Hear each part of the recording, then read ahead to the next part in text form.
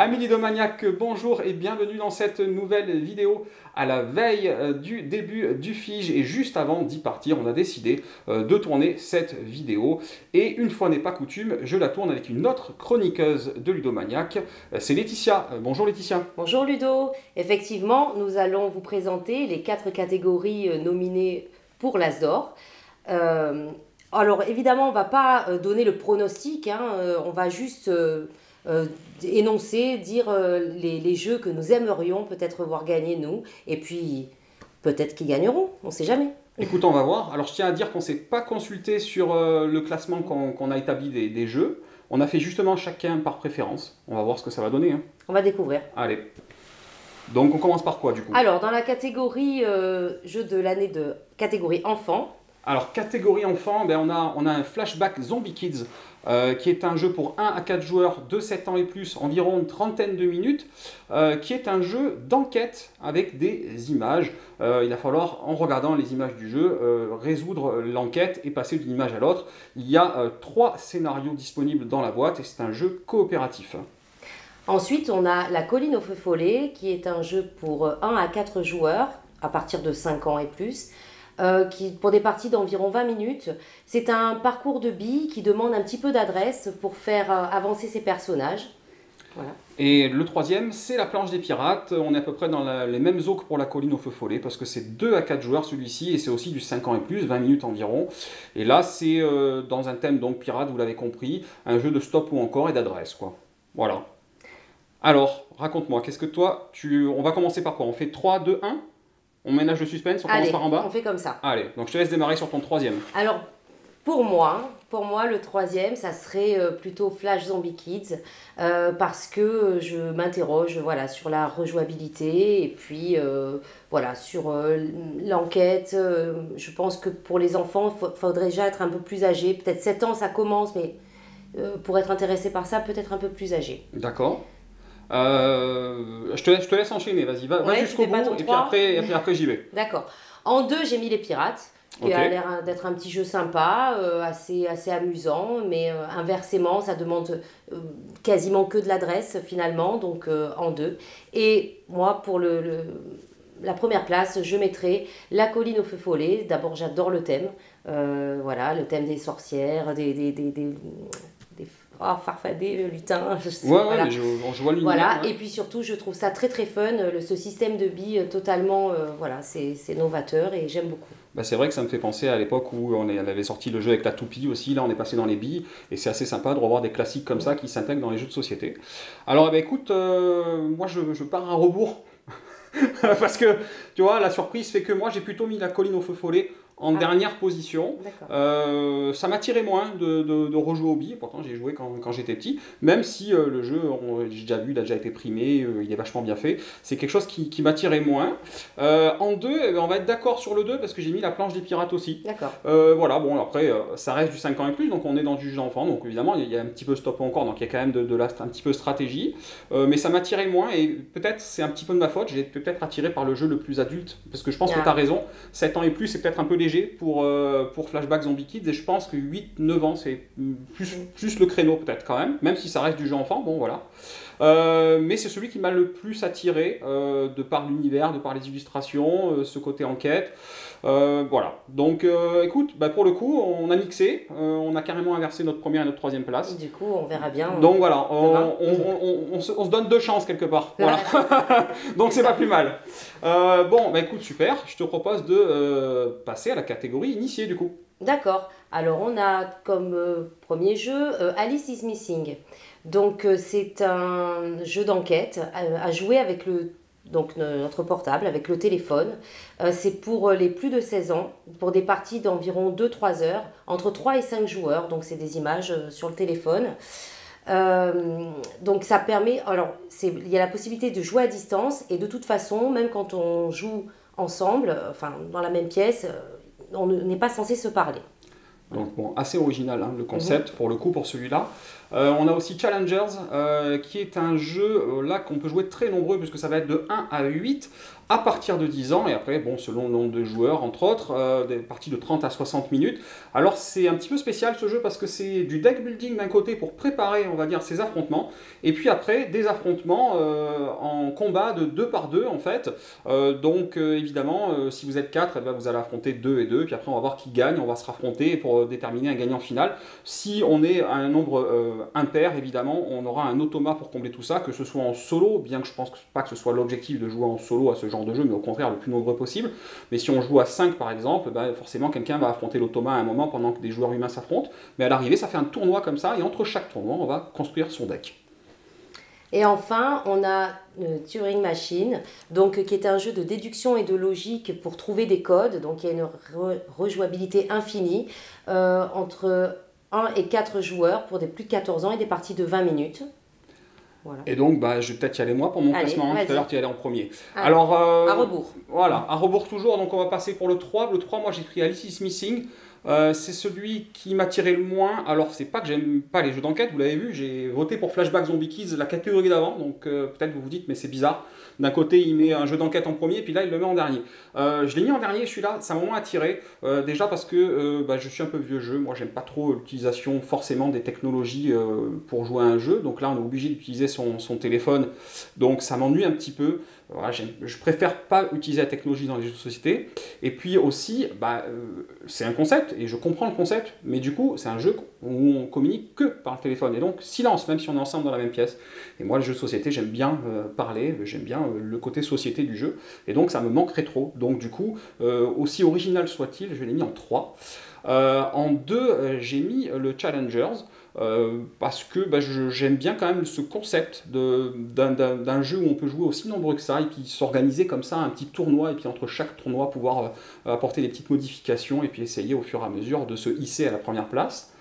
Et en un, et ça c'est vraiment parce que c'est mon style de jeu à moi, de la déduction, de la logique avec Turing Machine, moi ça j'adore. Bon, alors c'est peut-être pas un jeu qui plaira à tout le monde, parce que je pense qu'il faut avoir justement cet esprit-là de logique et puis d'optimisation vraiment très poussé, mais en même temps c'est un jeu qui peut se jouer plus en dilettante, quand on n'est pas obligé d'être à fond et de vouloir absolument poser le minimum de questions pour arriver à ses fins. On peut jouer avec un groupe de joueurs qui n'a pas trop l'habitude de jouer, et la jouer plus cool.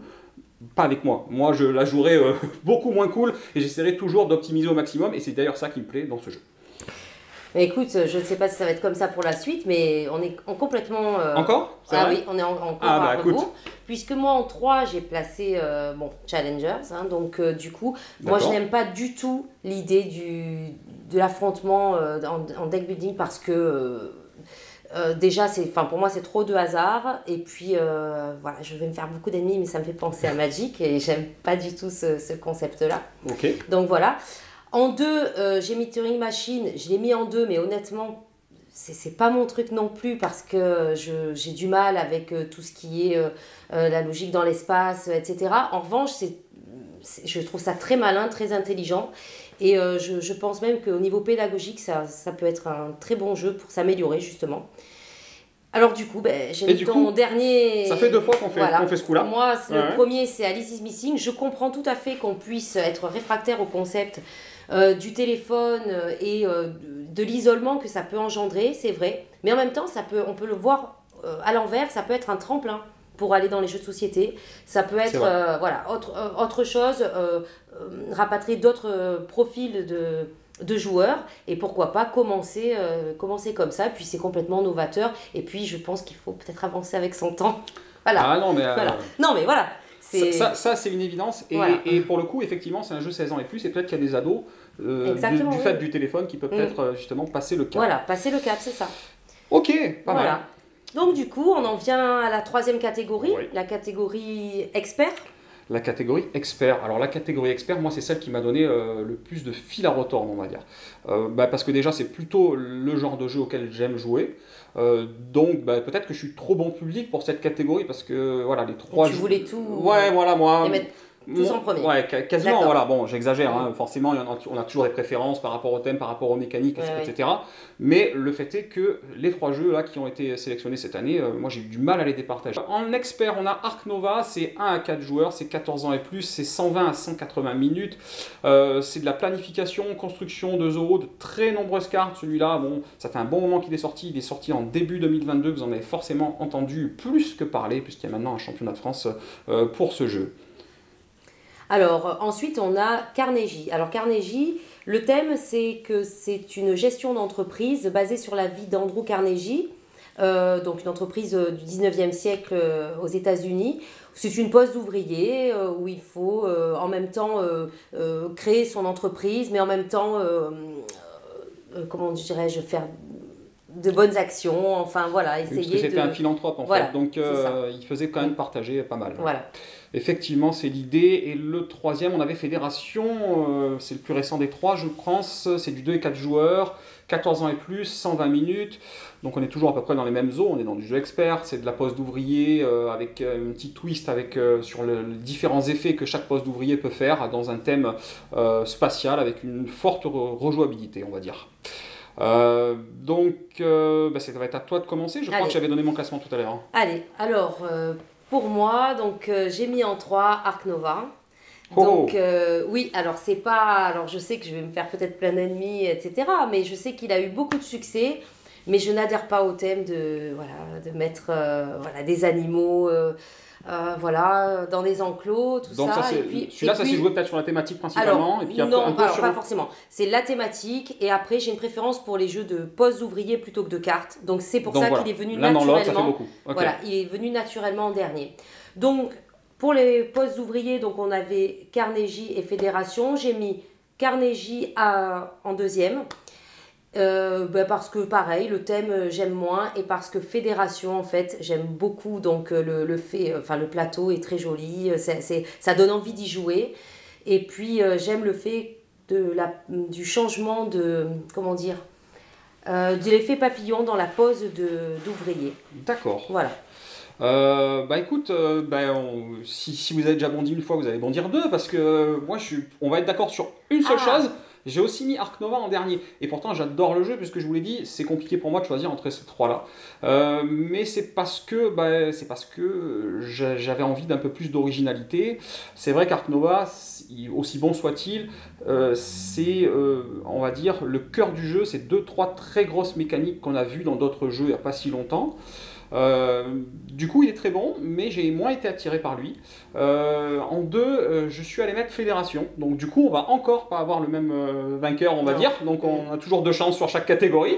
Voilà, j'ai mis Fédération. Je suis moins attiré que toi par le visuel et le thème. Peut-être pour ça d'ailleurs qu'il s'est retrouvé en 2 et pas en 1.